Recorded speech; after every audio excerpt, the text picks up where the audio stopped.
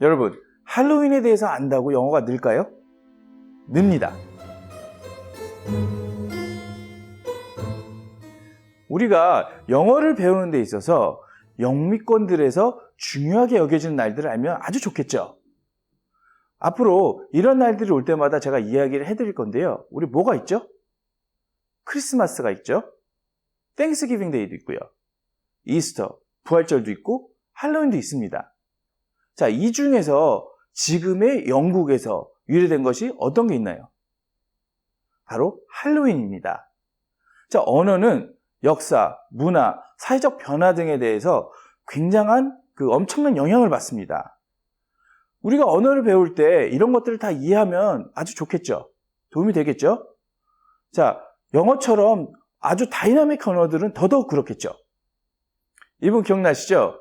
이분 또 나오셨네요. 이분은 영국의 원주민이었던 켈트족의 켈트시입니다. 이분이 세계에서 영어를 맨 처음 사용한 분입니다.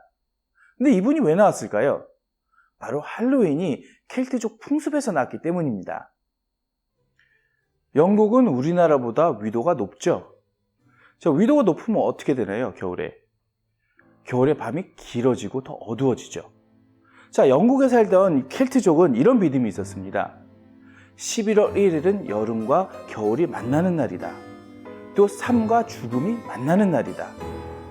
그리고 악령들이 무덤에서 나와서 마을로 온다고 믿었습니다. 자, 그래서 이 켈트족들은 10월 마지막 밤을 세민, 이게 end of summer, 이거는 여름의 끝이라는 뜻이죠. 세민이라고 해서 여러 가지 의식을 진행했습니다. 자, 크게 두 가지가 있는데요.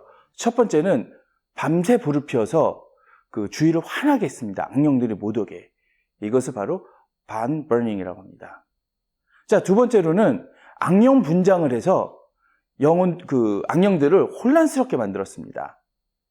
자, 그렇게 해야지 악령들이 못 온다고 생각을 했으니까요. 자, 그런데 이 켈트족들이 매년 이 세민을 진행해 왔습니다. 근데 8세기경 교황청은 이 켈트족의 이런 풍습들이 싫었습니다. 그래서 당시 교황이었던 그레고리 3세는 11월 1일을 성스러운 위인들, 성인이죠. 이거를 올 할로우스 데이로 지정을 하고 온 유럽에 퍼뜨렸습니다. 자, 여러분들 성인이 세인트인 건 많이 아시죠? 근데 할로우도 성인이라고 합니다. 그렇기 때문에 할로윈 하는데 여러분들이 할로윈이 무슨 뜻인지는 알고 영어를 배우셔야지 영어 훨씬 더 빨리 늡니다. 그 후에 세미는 올 할로우스 이브로 변경이 됩니다. 그래서 쭉 진행되다가 올 할로우스 이브가 현대 와서는 할로윈이 된 거죠. 여러분, 영미권에서는 크리스마스 이브, 할로우 이브 하면서 이브를 굉장히 중요하고 막 즐기잖아요.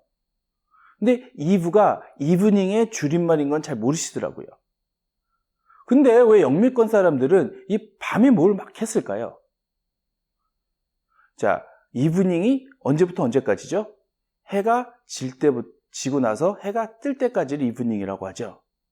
자, 우리나라처럼 농경 정착 민족들에게는 이 밤보다는 새벽이 중요했습니다. 그래서 일찍 자고 일찍 일어난 거죠. 그런데 유목과 정복을 방복하던 그 민족들에게는 밤이 중요했습니다. 왜냐하면 별을 보고 이동하고 정복도 해야 됐으니까요.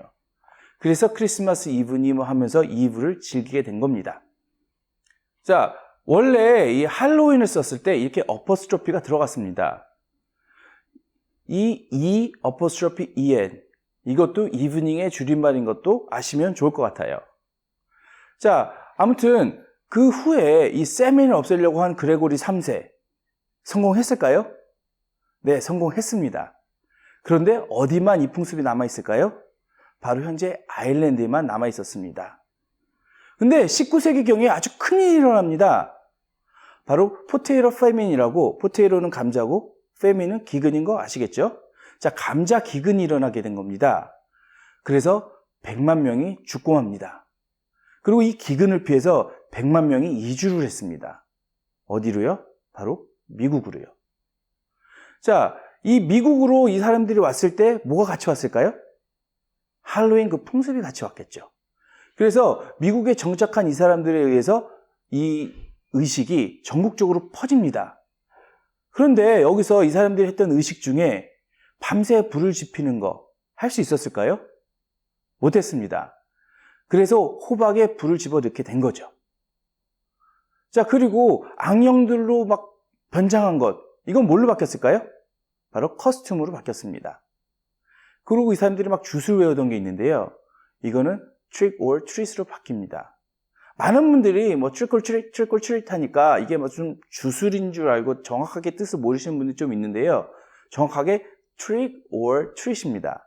이거는 나를 대접하지 않으면 너에게 주술을 걸겠다 하고 뭐 장난치겠다 뭐 이런 의미인데요. 우리나라에서도 약간 비슷한 의미 하나 있죠. 떡 하나 주면 안 잡아먹지. 여러분, 이제 할로윈에 대해서 많이 아셨죠? 자, 외국분들 만나서 이렇게 할로윈에 대해서 얘기도 좀 나누시고, 이제 할로윈 때 그 외국 아이들이 와서 trick or treat 하면 막 놀래지 마시고 don't trick me 하시면서 웃으면서 캔디도 좀 나눠주시기 바랍니다. 감사합니다.